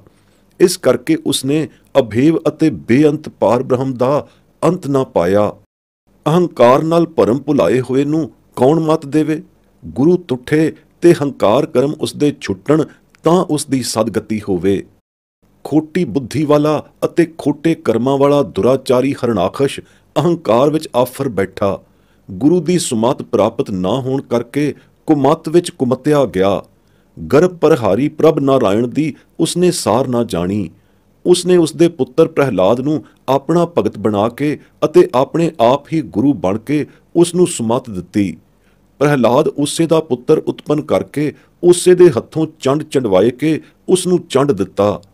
ਪ੍ਰਹਿਲਾਦ ਉੱਤੇ ਉਸ ਦੀ ਦਇਆ ਹੋਈ ਅਤੇ ਪ੍ਰਹਿਲਾਦ ਤਰ ਗਿਆ। ਹਰਨਾਖਸ਼ ਮਾਰਿਆ ਗਿਆ, ਉਸ ਨੂੰ ਗੁਰੂ ਦਾ ਗਿਆਨ ਨਾ ਹੋਇਆ। ਸ੍ਰੀ ਪ੍ਰਹਿਲਾਦ ਦੇ ਹਿਰਦੇ ਵਿੱਚ ਆਪ ਉਤਰ ਕੇ ਵਾਹਿਗੁਰੂ ਨੇ ਉਸ ਦੀ ਹਰ ਪ੍ਰਕਾਰੀ ਸਹਾਇਤਾ ਕੀਤੀ। ਰਾਵਣ, ਮੂਰਖ ਰਾਵਣ, ਅਚੇਤ ਰਾਵਣ ਆਪਣੇ ਗਰਭ ਵਿੱਚ ਗਲਿਆ, ਹੰਕਾਰ ਵਿੱਚ ਭੁੱਲਿਆ ਹੀ ਫਿਰਦਾ ਰਿਹਾ। ਓੜਕ ਉਸ ਹੰਕਾਰ ਗ੍ਰਸੇ ਲੰਕਾ ਦੇ ਰਾਜੇ ਰਾਵਣ ਦੀ ਲੰਕਾ ਲੁੱਟੀ ਗਈ ਤੇ ਦਹਿਸਰੀ ਸੀਸ ਵੀ ਕੱਟੇ ਗਏ। ਸੱਚੇ ਗੁਰੂ ਦੇ ਨਾਲ ਹੇਤ ਪਿਆਰ ਨਾ ਹੋਣ ਕਰਕੇ ਗਰਭ ਕਰਕੇ ਗਿਆ ਗੁਜ਼ਰਿਆ ਹੋ ਗਿਆ। ਇਸੇ ਪ੍ਰਕਾਰ ਸਹੰਸਰ ਬਾਹੂ, ਮਦ ਕੀਟ, ਮਹਿ ਖਾਸਰ ਆਦਿ ਦੈਂਤ ਮਾਰੇ ਗਏ ਤੇ ਹਰਨਾਖਸ਼ ਨਰਸਿੰਘ ਨੇ ਨੌਹਾਂ ਨਾਲ ਪਾੜ ਕੇ ਮਾਰ ਦਿੱਤਾ। ਇਹ ਸਭ ਦੈਂਤ ਨਿਗੁਰੇ ਭਗਤੀ ਭਾਵ ਤੋਂ ਸਖਣੇ ਹੰਕਾਰ ਦੇ ਕਾਰਨ ਮਾਰੇ ਗਏ। ਜਰਾਸੰਧ, ਕਾਲ ਜਮਨ, ਰਕਤ ਬੀਜ, ਕਾਲ ਨੇਮੀ ਸਭ ਦੈਂਤ ਮਾਰੇ ਗਏ। ਜਿੱਥੇ ਜਿੱਥੇ ਕੋਈ ਟਾਵਾਂ ਟਾਵਾਂ ਸੰਤ ਭਗਤ ਹੋਇਆ ਸੋ ਨਿਸਤਾਰਿਆ ਗਿਆ। ਪਰ ਜਦੋਂ ਕਦੇ ਵੀ ਕਿਸੇ ਦਾ ਨਿਸਤਾਰਾ ਹੋਇਆ ਤਾਂ ਸਤਿਗੁਰ ਦੇ ਸ਼ਬਦ ਦੀ ਅਭਿਆਸ ਰੂਪੀ ਵਿਚਾਰ ਦੁਆਰਾ ਹੋਇਆ। ਸਾਰੇ ਦੈਂਤ ਦੂਜੇ ਪਾਏ ਵਿੱਚ ਖਪ ਰਹੇ ਸਨ, ਜਿਸ ਕਰਕੇ ਸੰਘਾਰੇ ਗਏ। ਸੱਚਾ ਨਿਸਤਾਰਾ ਹੋਇਆ ਤਾਂ ਗੁਰਮੁਖਾਂ, ਗੁਰੂ ਘਰ ਦੇ ਸਚਿਆਰ ਸ਼ਬਦ ਕਮਾਈ ਵਾਲੇ ਗੁਰਸਿੱਖਾਂ ਦਾ ਹੋਇਆ। ਦੁਰਜੋਧਨ ਇਸ ਕਰਕੇ ਡੁੱਬਿਆ ਅਤੇ ਬੇਇੱਜ਼ਤ ਹੋ ਕੇ ਹਾਰਿਆ ਕਿ ਉਸਨੇ ਆਪਣੇ ਅਹੰਕਾਰ ਵਿੱਚ ਸਿਰ ਦਾ ਸਾਈਂ ਸਿਰ ਤੇ ਨਾ ਜਾਣਿਆ। ਸਾਈਂ ਨੂੰ ਗੁਰੂ ਬਾਝੋਂ ਕਿਵੇਂ ਜਾਣੇ? ਜੋ ਹਰੀ ਦੇ ਭਗਤਾਂ ਨੂੰ ਦੁੱਖ ਦਿੰਦਾ ਹੈ ਉਹ ਖੁਦ ਵੀ ਦੁੱਖਾਂ ਵਿੱਚ ਪਚ ਕੇ ਦੁਖੀ ਹੋ ਕੇ ਮਰਦਾ ਹੈ। ਜੇ ਗੁਰ ਸ਼ਬਦ ਦੀ ਸੋਝੀ ਜਨਮੇਜੇ ਨੂੰ ਹੁੰਦੀ ਤਾਂ ਉਹ ਭਰਮ ਵਿੱਚ ਭੁੱਲ ਕੇ ਕਿਉਂ ਦੁਖੀ ਹੁੰਦਾ ਅਤੇ ਸੁੱਖੋਂ ਵਾਂਝਿਆ ਜਾਂਦਾ? ਇੱਕ ਤਿਲ ਮਾਤਰ ਦੀ ਭੁੱਲ ਨੇ ਉਸ ਨੂੰ ਖੁਆਰ ਕੀਤਾ। ਕੇਸੀ, ਕੰਸ ਤੇ ਚਾਂਡੂਰ ਆਦਿ ਦੈਂਤ ਵੀ ਆਪਣੀ ਪਤ ਗਵਾ ਕੇ ਨਿਗੁਰੇ ਹੀ ਮਰ ਗਏ। ਰਾਮ ਉਹਨਾਂ ਤੋਂ ਨਹੀਂ ਚੀਨਿਆ ਗਿਆ। ਜਗਦੀਸ਼ ਬਿਨਾਂ ਕੌਣ ਰੱਖਿਆ ਕਰਦਾ ਹੈ? ਨਿਗੁਰੇ ਸਾਰੇ ਹੀ ਜਗਦੀਸ਼ ਤੋਂ ਬੇਮੁਖ ਰਹਿੰਦੇ ਹਨ ਅਤੇ ਬੇਮੁਖ ਹੋਏ ਹੀ ਮਰ ਜਾਂਦੇ ਹਨ। ਸਤਿਗੁਰੂ ਬਿਨਾਂ ਗਰਭ ਕਿਸੇ ਦਾ ਵੀ ਨਹੀਂ ਮੇਟਿਆ ਜਾਂਦਾ। ਗੁਰਮਤਿ ਦੁਆਰਾ ਗੁਰੂ ਨਾਨਕ ਦਾ ਸਿੱਖ ਬਣ ਕੇ ਅਤੇ ਨਾਮ ਜਪ ਕੇ ਹੀ ਸੱਚੀ ਧੀਰਜ ਆਉਂਦੀ ਹੈ ਅਤੇ ਸੱਚਾ ਧਰਮੀ ਬਣੀਦਾ ਹੈ। ਨਹੀਂ ਤਾਂ ਹਉਮੈ ਝਖਣਾ ਝਾਕ ਹੀ ਰਹਿੰਦਾ ਹੈ। ਤੀਨ ਭਵਨ ਮੈਂ ਏਕਾ ਮਾਇਆ, ਮੂਰਖ ਪੜ ਪੜ ਦੂਜਾ ਭਾਉ ਦ੍ਰਿੜਾਇਆ। ਬਹੁ ਕਰਮ ਕਮਾਵੈ ਦੁਖ ਸਬਾਇਆ, ਸਤਿਗੁਰ ਸੇਵ ਸਦਾ ਸੁਖ ਪਾਇਆ। ਅੰਮ੍ਰਿਤ ਮੀਠਾ ਸ਼ਬਦ ਵਿਚਾਰ, ਅਨ ਦਿਨ ਭੋਗੇ ਹਉਮੈ ਮਾਰ। ਸਹਿਜ ਆਨੰਦ ਕਿਰਪਾ ਧਾਰ, ਨਾਮ ਰਤੇ ਸਦਾ ਸੱਚ ਪਿਆਰ। ਹਰ ਜਾ ਪੜੀਐ ਗੁਰ ਸ਼ਬਦ ਵਿਚਾਰ, ਹਰ ਜਾ ਪੜੀਐ ਹਉਮੈ ਮਾਰ। ਹਰ ਜਪੀਐ ਭੈ ਸੱਚ ਪਿਆਰ, ਨਾਨਕ ਨਾਮ ਗੁਰਮਤਿ ਉਰਧਾਰ। ਆਸਾ ਮਹਲਾ ਤੀਜਾ। ਤਿੰਨਾਂ ਭਵਨਾਂ ਵਿੱਚ ਅਰਥਾਤ ਸਾਰੀ ਸ੍ਰਿਸ਼ਟੀ ਵਿੱਚ ਇੱਕੋ ਮਾਇਆ ਦਾ ਹੀ ਜ਼ੋਰ ਹੈ। ਮੂਰਖਾਂ ਪੰਡਤਾਂ ਨੇ ਵੀ ਵੇਦਾਂ ਨੂੰ ਪੜ੍ਹ ਪੜ੍ਹ ਮਾਇਆ ਦੇ ਜ਼ੋਰ ਸ਼ੋਰ ਵਾਲਾ ਹੀ ਦੂਜਾ ਭਾਵ ਲੋਕਾਂ ਨੂੰ ਦੜਾਇਆ ਹੈ। ਦੂਜੇ ਭਾਏ ਵਿੱਚ ਦ੍ਰਿੜ ਅਰੂੜ ਹੋ ਕੇ ਜਗਤ ਬਹੁ ਬਹੁ ਭਾਂਤੀ ਅਨੇਕਾਂ ਕਰਮ ਕਮਾਉਂਦਾ ਹੈ, ਜਿਨ੍ਹਾਂ ਦੇ ਕਰਨ ਕਰ ਬਹੁਤੇ ਤੋਂ ਬਹੁਤਾ ਦੁੱਖ ਹੀ ਹਾਸਲ ਹੁੰਦਾ ਹੈ। ਸਤਿਗੁਰੂ ਦਾ ਸੇਵਕ ਸਿੱਖ ਬਣਿਆ ਹੀ ਸੁਖ ਹੈ, ਨਹੀਂ ਤਾਂ ਬਿਨ ਗੁਰ ਦੀਖਿਆ ਦੇ ਦੁੱਖ ਹੀ ਦੁੱਖ ਹੈ ਅਤੇ ਬਿਖ ਹੀ ਬਿਖ ਵਿੱਚ ਖਪਦਾ ਹੈ। ਗੁਰੂ ਦੀ ਦੀਖਿਆ ਦ੍ਰਿੜ ਕਰਕੇ ਅਤੇ ਗੁਰੂ ਦੇ ਸ਼ਬਦ ਦੀ ਕਮਾਈ ਕਰਕੇ ਅੰਮ੍ਰਿਤ ਮੀਠੇ ਦੇ ਸਵਾਦ ਦਾ ਸਦਾ ਚਖਣਾ ਨਸੀਬ ਹੁੰਦਾ ਹੈ। ਇਸ ਅਮਿਓ ਰਸ ਮੀਠੇ ਦੇ ਆਨੰਦ ਨੂੰ ਭੋਗਣਹਾਰਾ ਗੁਰਮੁਖ ਅਭਿਆਸੀ ਜਨ ਸਦਾ ਹੀ ਭੋਗਦਾ ਰਹਿੰਦਾ ਹੈ, ਪਰ ਹਉਮੈ ਨੂੰ ਮਾਰ ਕੇ ਭੋਗਦਾ ਹੈ। ਹਉਮੈ ਤਾਂ ਨਾਮ ਜਪਣ ਵਾਲਿਆਂ ਦੇ ਨਿਕਟ ਹੀ ਨਹੀਂ ਆਉਂਦੀ, ਆਉਂਦੀ ਹੈ ਤਾਂ ਨਾਮ ਜਪਣ ਸਾਰ ਚਲੀ ਜਾਂਦੀ ਹੈ, ਮਰ ਮੁੱਕ ਜਾਂਦੀ ਹੈ। ਜਦੋਂ ਆਉਂਦੀ ਹੈ ਉਦੋਂ ਹੀ ਮਰਨਾ ਹੋ ਜਾਂਦਾ ਹੈ। ਨਾਮ ਨੂੰ ਵਿਸਾਰਿਆਂ ਹੀ ਆਉਂਦੀ ਹੈ। ਇਸੇ ਕਰਕੇ ਨਾਮ ਵਿਸਾਰਿਆਂ ਮਰਨ ਹੁੰਦਾ ਹੈ। ਇਸ ਖਿਨ ਖਿਨ ਦੇ ਮਰ ਮਰਾਨ ਨੂੰ ਦੂਰ ਕਰਨ ਲਈ ਖਿਨ ਖਿਨ ਨਾਮ ਦਾ ਅਭਿਆਸ ਜਾਰੀ ਰੱਖੀਦਾ ਹੈ, ਜਿਸ ਤੋਂ ਸਹਿਜ ਆਨੰਦ ਵਿੱਚ ਸਥਿਤੀ ਹੋ ਜਾਂਦੀ ਹੈ। ਐਸੀ ਕਿਰਪਾ ਹੁੰਦੀ ਹੈ ਦਿਆਲੂ ਦੀ। ਇਹ ਬੜੀ ਸੱਚੀ ਸੁੱਚੀ ਕਿਰਪਾ ਹੈ। ਜਿਨ੍ਹਾਂ ਉੱਪਰ ਇਹ ਕਿਰਪਾ ਹੁੰਦੀ ਹੈ ਉਹ ਸਦਾ ਨਾਮ ਵਿੱਚ ਹੀ ਜੁਟੇ ਰਹਿੰਦੇ ਹਨ, ਨਾਮ ਦੇ ਆਨੰਦ ਵਿੱਚ ਮਗਨ ਰਹਿੰਦੇ ਹਨ, ਸਦਾ ਸੱਚੇ ਵਾਹਿਗੁਰੂ ਨੂੰ ਹਿਰਦੇ ਵਿੱਚ ਹੀ ਵਸਾਈ ਰੱਖਦੇ ਹਨ ਅਤੇ ਪ੍ਰੀਤਮ ਦੇ ਪਿਆਰ ਵਿੱਚ ਸਰਸ਼ਾਰ ਮਸਤ ਹੁਸ਼ਿਆਰ ਹੋ ਕੇ ਫਿਰਦੇ ਹਨ। ਪਰੰਤੂ ਗੁਰੂ ਨਾਨਕ ਸਾਹਿਬ ਦੇ ਘਰ ਇਹ ਨਾਮ ਗੁਰਮਤਿ ਕੇਵਲ ਗੁਰਮਤਿ ਦੁਆਰਾ ਹੀ ਉਰਧਾਰ ਹੁੰਦਾ ਹੈ, ਉਰਧਾਰ ਕੇ ਰੱਖੀਦਾ ਹੈ। ਗੁਰਮਤਿ ਦੀ ਦਰਸਾਈ ਦ੍ਰਿੜਾਈ ਸੱਚੀ ਵਿਧੀ ਰੀਤੀ ਬਿਨਾ ਨਹੀਂ ਉਰਧਾਰੀ ਦਾ, ਉਰਧਾਰ ਕੇ ਰੱਖ ਸਕੀਦਾ ਹੈ ਇਹ ਗੁਰਮਤਿ ਨਾਮ। ਗੁਜਰੀ ਮਹੱਲਾ ਪੰਜਵਾਂ। ਚੌਪ ਦੇ ਘਰ ਦੂਜਾ। ਇੱਕ ਓੰਕਾਰ ਸਤ ਗੁਰ ਪ੍ਰਸਾਦ। ਕਿਰਿਆ ਚਾਰ ਕਰੈ ਖਟ ਕਰਮਾ, ਇਤ ਰਾਤੇ ਸੰਸਾਰੀ। ਅੰਤਰ ਮੈਲ ਨਾ ਉਤਰੈ ਹਉਮੈ, ਬਿਨ ਗੁਰ ਬਾਜੀ ਹਾਰੀ। ਮੇਰੇ ਠਾਕੁਰ ਰੱਖ ਲੇਵੋ ਕਿਰਪਾ ਧਾਰੀ, ਕੋਟ ਮਧੇ ਕੋ ਵਿਰਲਾ ਸੇਵਕ, ਹੋਰ ਸਗਲੇ ਬਿਵਹਾਰੀ। ਰਹਾਓ। ਸਾਸਤ ਬੇਦ ਸਿਮਰਿਤ ਸਭ ਸੋਧੇ, ਸਭ ਏਕਾ ਬਾਤ ਪੁਕਾਰੀ। ਬਿਨ ਗੁਰ ਮੁਕਤ ਨ ਕੋਊ ਪਾਵੈ, ਮਨ ਵੇਖੋ ਕਰ ਵਿਚਾਰੀ। 68 ਮੱਜਨ ਕਰ ਇਸ਼ਨਾਨਾ, ਭ੍ਰਮ ਆਏ ਧਰ ਸਾਰੀ। ਅਨਿਕ ਸੋਚ ਕਰੈ ਦਿਨ ਰਾਤੀ, ਬਿਨ ਸਤਿਗੁਰ ਅੰਧਿਆਰੀ। ਤਾਵਤ ਤਾਵਤ ਸਭ ਜਗ ਧਾਇਓ, ਅਬ ਆਏ ਹਰ ਦੁਆਰੀ। ਦੁਰਮਤ ਮੇਟ ਬੁੱਧ ਪਰਗਾਸੀ, ਜਨ ਨਾਨਕ ਗੁਰਮੁਖ ਤਾਰੀ। ਗੁਰੂ ਤੋਂ ਬਿਨਾਂ ਭਰਮ ਕਰਮ ਛੁੱਟਦੇ ਨਹੀਂ। ਮਨਮੁਖ ਭਰਮਾਂ ਕਰਮਾਂ ਵਿੱਚ ਪਿਆ ਹੀ ਜਨਮ ਬਰਬਾਦ ਕਰ ਦਿੰਦਾ ਹੈ। ਉਸ ਨੂੰ ਆਪੇ ਛੁੱਟਣ ਦੀ ਸੋਝੀ ਆਉਂਦੀ ਹੀ ਨਹੀਂ। ਛੁੱਟਣ ਦੀ ਸੋਝੀ ਆਉਂਦੀ ਹੈ ਤਾਂ ਗੁਰੂ ਦੁਆਰਿਓਂ, ਇੱਕੋ ਗੁਰੂ ਦਾ ਬਣ ਕੇ ਹੀ ਆਉਂਦੀ ਹੈ। ਬਸ ਪੂਜਾ ਤਿਲਕ ਜੰਜੂ ਆਦਿ ਕਰਮ ਕਾਂਡ ਕਿਰਿਆ ਚਾਰ ਵਿੱਚ ਅਤੇ ਖਟ ਕਰਮਾਂ ਵਿੱਚ ਹੀ ਸੰਸਾਰੀ ਪੁਰਖ ਲੱਗ ਕੇ ਲੱਥ-ਪੱਥ ਹੋਏ ਰਹਿੰਦੇ ਹਨ। ਇਹਨਾਂ ਕਿਰਿਆ ਚਾਰੀ ਖਟ ਕਰਮਾਂ ਦੇ ਕਰਨ ਕਰ ਅੰਦਰਲੀ ਹਉਮੈ ਦੀ ਮੈਲ ਨਹੀਂ ਉਤਰਦੀ। ਸਤਿਗੁਰੂ ਬਿਨਾਂ ਮਨੁੱਖਾ ਜਨਮ ਦੀ ਬਾਰੀ ਵਾਲੀ ਬਾਜ਼ੀ ਹਾਰ ਕੇ ਬਿਰਥੀ ਹੀ ਆਰਜਾ ਗਵਾ ਲੈਂਦੇ ਹਨ। ਗੁਰੂ ਕਰਤਾਰ ਹੀ ਕਿਰਪਾ ਧਾਰ ਕੇ ਰੱਖ ਲਵੇ ਤਾਂ ਰੱਖ ਲਵੇ, ਨਹੀਂ ਤਾਂ ਬਿਨਾਂ ਕਰਤਾਰ ਥਾਂ ਹੀ ਹੋਰ ਕੋਈ ਨਹੀਂ। ਕਰੋੜਾਂ ਵਿੱਚੋਂ ਕੋਈ ਵਿਰਲਾ ਹੀ ਗੁਰੂ ਕਰਤਾਰ ਦਾ ਭਗਤ ਸੇਵਕ ਸਿੱਖ ਬਣਦਾ ਹੈ, ਨਹੀਂ ਤਾਂ ਹੋਰ ਸਗਲੇ ਬਿਵਹਾਰੀ ਪੁਰਸ਼, ਸਵਾਰਥੀ ਬਿਵਹਾਰੀ, ਨਿਰੇ ਕੰਮ ਕੱਢੂ ਸੌਦੇਬਾਜ਼ ਹੀ ਹੁੰਦੇ ਹਨ। ਸਾਰੇ ਇੱਕੋ ਮਾਇਆ ਦੇ ਵਹਿਣ ਵਿੱਚ ਹੀ ਰੁੜੇ ਜਾਂਦੇ ਹਨ। ਸਾਰੇ ਮਾਇਆ ਦੇ ਸੌਦੇ ਦੇ ਵਪਾਰ ਵਾਲੀ ਹੀ ਲਿਲ ਵਿੱਚ ਲੱਗੇ ਹੋਏ ਹਨ। ਸ਼ਾਸਤਰ, ਵੇਦ ਅਤੇ ਸਿਮਰਿਤ ਆਦਿ ਪੁਸਤਕ ਸਾਰੇ ਸੋਧ ਸਾਧ ਕੇ ਦੇਖ ਲਏ ਹਨ। ਇਹ ਸਾਰੇ ਆਨਮਤ ਪੁਸਤਕ, ਸ਼ਾਸਤਰ, ਵੇਦ ਆਦਿਕ ਅਤੇ ਇਹਨਾਂ ਦੇ ਘੋਖਣ ਵਿਚਾਰਨ ਹਾਰੇ ਇੱਕੋ ਮਾਇਆ ਵਾਲੀ ਲਿਲ ਵਿੱਚ ਹੀ ਲੱਗੇ ਹੋਏ ਹਨ ਅਤੇ ਮਾਇਆ ਦੀ ਲਿਲ ਵਾਲੀ ਇੱਕੋ ਗੱਲ ਹੀ ਭੁੱਖੇ ਦੇ ਟੁੱਕ ਮੰਗਣ ਵਾਂਗ ਮੁੱਖੋਂ ਪੁਕਾਰਦੇ ਹਨ। ਸਾਰੇ ਸਿਮਰਿਤ, ਸ਼ਾਸਤਰ, ਵੇਦ ਇੱਕ ਸਾਰ ਹੀ ਇਸੇ ਮਾਇਆ ਵਿਉਪਾਰ ਦੀ ਪੁਕਾਰ ਵਾਲੀ ਬਾਤ ਹੀ ਪੁਕਾਰਦੇ ਹਨ। ਕਿਸੇ ਨੂੰ ਵੀ ਪਰਮਾਰਥ ਦੇ ਪਾਸੇ ਦੀ ਸੋਝੀ ਨਹੀਂ ਹੈ ਤਾਂ ਕੇਵਲ ਗੁਰੂ ਪੂਰੇ ਸਤਿਗੁਰੂ ਨਾਨਕ ਨੂੰ ਹੀ ਹੈ ਅਤੇ ਗੁਰੂ ਨਾਨਕ ਦੇ ਘਰ ਨੂੰ ਹੀ ਹੈ। ਬਿਨਾਂ ਗੁਰੂ ਅਤੇ ਗੁਰੂ ਘਰ ਤੋਂ ਮੁਕਤੀ ਕਿਸੇ ਨੂੰ ਪ੍ਰਾਪਤ ਨਹੀਂ ਹੁੰਦੀ। ਨਿਗੁਰਿਆਂ ਨੂੰ ਤਾਂ ਉੱਕੀ ਹੀ ਮੁਕਤੀ ਨਹੀਂ ਮਿਲਦੀ, ਨਾ ਮਿਲਣੀ ਹੈ ਨਾ ਮਿਲੇਗੀ। ਕੋਈ ਵੀ ਆਨਮਤੀ, ਬੇਦਾਚਾਰੀ, ਸ਼ਾਸਤਰਧਾਰੀ, ਸਿਮਰਿਤ ਕੋਖਾਰੀ ਪੁਰਸ਼ ਮੁਕਤੀ ਨੂੰ ਪ੍ਰਾਪਤ ਨਹੀਂ ਹੋਵੇਗਾ ਤਾਂ ਗੁਰੂ ਕਾ ਵਰੋਸਾਇਆ ਵਡਭਾਗਾ ਗੁਰਮੁਖ ਜਨ ਹੀ ਹੋਵੇਗਾ। ਨਿਗੁਰੇ ਮੁਕਤੀ ਤੋਂ ਵਾਂਝੇ ਵੇਦ ਪਾਠੀਆਂ ਆਦਿ ਨੂੰ ਮੁਕਤੀ ਦੀ ਕੀ ਸਾਰ? ਉਹ ਤਾਂ ਮੁਕਤੀ ਦੀ ਗਤੀ ਹੀ ਨਹੀਂ ਜਾਣਦੇ। ਉਹਨਾਂ ਨੂੰ ਤਾਂ ਨਾ ਗੁਰੂ ਦੀ ਸੂਝ ਹੈ ਨਾ ਮੁਕਤੀ ਦੀ ਸਾਰ। ਤਾਂ ਤੇ ਇਹ ਅਰਥ ਉੱਕੇ ਹੀ ਮੂਲੋਂ ਹੀ ਗਲਤ ਹਨ ਜੋ ਕਈ ਅਗਿਆਨੀ ਲੋਕ ਕਰਿਆ ਕਰਦੇ ਹਨ ਕਿ ਸਿਮਰਿਤ, ਸ਼ਾਸਤਰ, ਵੇਦ ਆਦਿਕ ਪੁਕਾਰ ਇਹ ਗੱਲ ਕਹਿੰਦੇ ਹਨ ਕਿ ਗੁਰੂ ਬਿਨਾਂ ਮੁਕਤੀ ਨਹੀਂ ਮਿਲਦੀ। ਇਹਨਾਂ ਨੂੰ ਤਾਂ ਮੁਕਤੀ ਮਿਲੀ ਹੀ ਨਹੀਂ, ਮੁਕਤੀ ਇਹਨਾਂ ਨੂੰ ਪ੍ਰਾਪਤ ਹੀ ਨਹੀਂ ਹੋਈ। ਉਹਨਾਂ ਨੂੰ ਕੀ ਥੋ ਪਤਾ ਮੁਕਤੀ ਦਾ ਅਤੇ ਇਸ ਗੱਲ ਦਾ ਕਿ ਗੁਰੂ ਬਾਝੋਂ ਮੁਕਤੀ ਨਹੀਂ ਮਿਲਣੀ। ਉਹ ਤਾਂ ਖੁਦ ਨਿਗੁਰੇ ਹਨ। ਤਿਨਾਂ ਮੁਕਤੀ ਸੂਨ ਆਨਮਤ ਮੁਠੜੇ ਬੇਦਾਚਾਰੀ ਕਰਮੀਆਂ ਨੂੰ ਤਾਂ ਗੁਰੂ ਸਾਹਿਬ ਨੇ ਵੰਗਾਰ ਕੇ ਆਖਿਆ ਪੁੱਛਿਆ ਹੈ ਕਿ ਆਪਣੀ ਬੁੱਕਲ ਵਿੱਚ ਮੂੰਹ ਪਾ ਕੇ ਵੇਖੋ, ਆਪਣੇ ਹਿਰਦੇ ਵਿੱਚ ਕੰਘੀ ਮਾਰ ਕੇ ਦੇਖੋ ਕਿ ਉਹਨਾਂ ਨੂੰ ਕੈਸੀ ਮੁਕਤੀ ਪ੍ਰਾਪਤ ਹੋਈ ਹੈ। ਹੋਈ ਹੀ ਨਹੀਂ, ਹੋਣੀ ਕਿੱਥੋਂ ਸੀ? ਐ ਬੇਦਾਚਾਰੀਓ, ਵੇਦ ਕਰਮਾਚਾਰੀਓ, ਸਿਮਰਿਤ, ਸ਼ਾਸਤਰ, ਵੇਦ ਕੋਖਾਰੀਓ, ਤੁਹਾਨੂੰ ਗੁਰੂ ਬਿਨਾਂ ਮੁਕਤੀ ਕਦੇ ਵੀ ਨਹੀਂ ਪ੍ਰਾਪਤ ਹੋਣੀ। ਆਪਣੇ ਆਪ ਹੀ ਸ਼ਾਦੇ ਹਾਲ ਹੋ ਕੇ ਦੇਖੋ। ਹਿੰਦੂਆਂ ਆਨਮਤੀਆਂ ਦੇ 68 68 ਤੀਰਥਾਂ ਵਿੱਚ ਮੱਜਨ ਇਸ਼ਨਾਨ ਆਦਿ ਕਰਮ ਕੀਤਿਆਂ ਵੀ ਕੁਝ ਨਹੀਂ ਬਣਦਾ ਅਤੇ ਸਾਰੀ ਸ੍ਰਿਸ਼ਟੀ ਤੇ ਭਰਮ ਕੇ ਪਰਮਾਰਥ ਦੀ ਦੌੜ ਕਰਨ ਹਾਰਿਆਂ ਨੂੰ ਵੀ ਕੱਖ ਮਾਤਰ ਵੀ ਪਰਮਾਰਥ ਦੀ ਪ੍ਰਾਪਤੀ ਨਹੀਂ ਹੁੰਦੀ।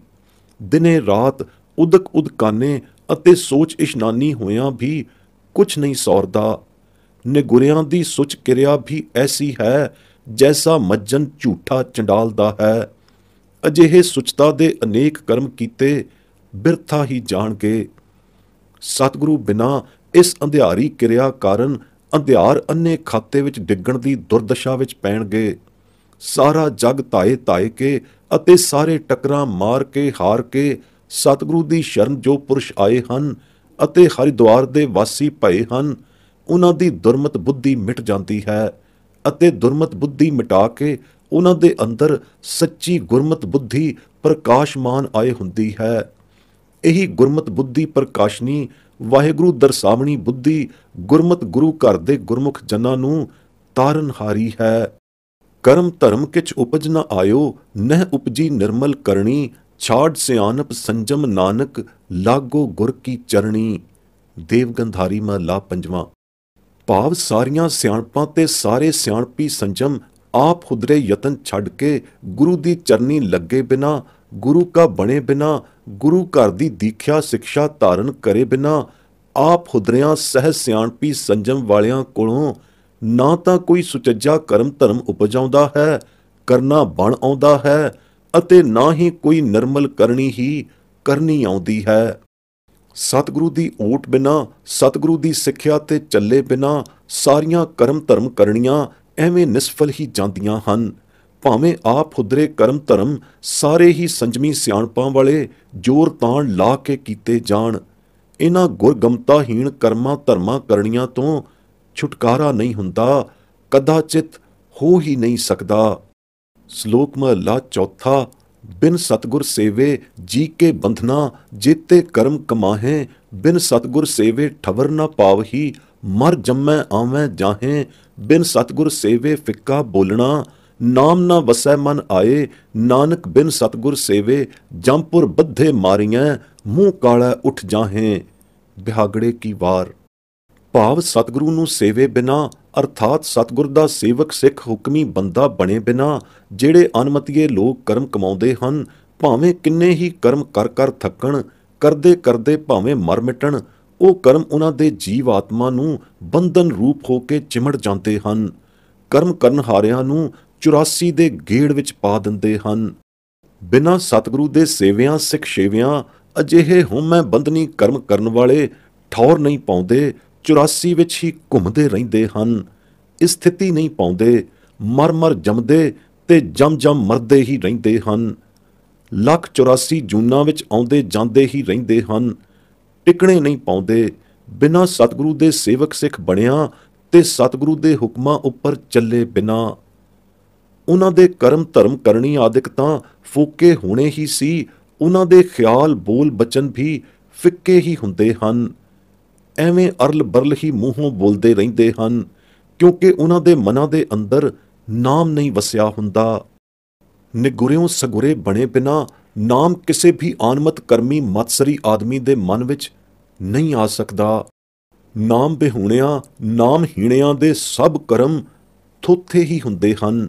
ਗੁਰੂ ਨਾਨਕ ਸਾਹਿਬ ਪਾਤਸ਼ਾਹ ਦੇ ਘਰ ਦਾ ਸਿੱਖ ਸੇਵਕ ਬਣੇ ਬਿਨਾਂ ਨਿਗੁਰੇ ਮਨਮਤੀਆਂ ਆਨਮਤ ਮਤੀਆਂ ਦਾ ਕੋਈ ਕਰਮ ਵੀ ਥਾਂ ਨਹੀਂ ਪੈਂਦਾ।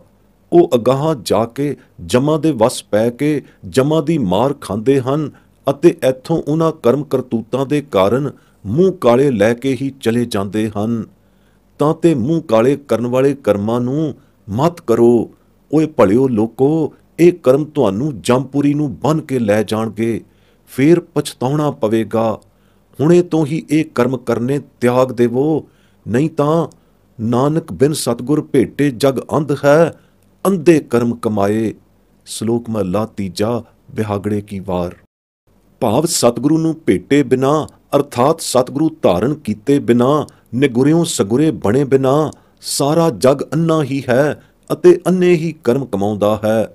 ਅੰਨੇ ਵਾਹ ਕਰਮ ਕੀਤੇ ਹੋਏ ਕਿਸੇ ਦਾ ਪਾਰ ਉਤਾਰਾ ਨਹੀਂ ਕਰ ਸਕਦੇ, ਸਭ ਡੋਬ ਦੇਣਗੇ ਕਰਮਾਂ ਦੇ ਕਰਨਹਾਰਿਆਂ ਨੂੰ।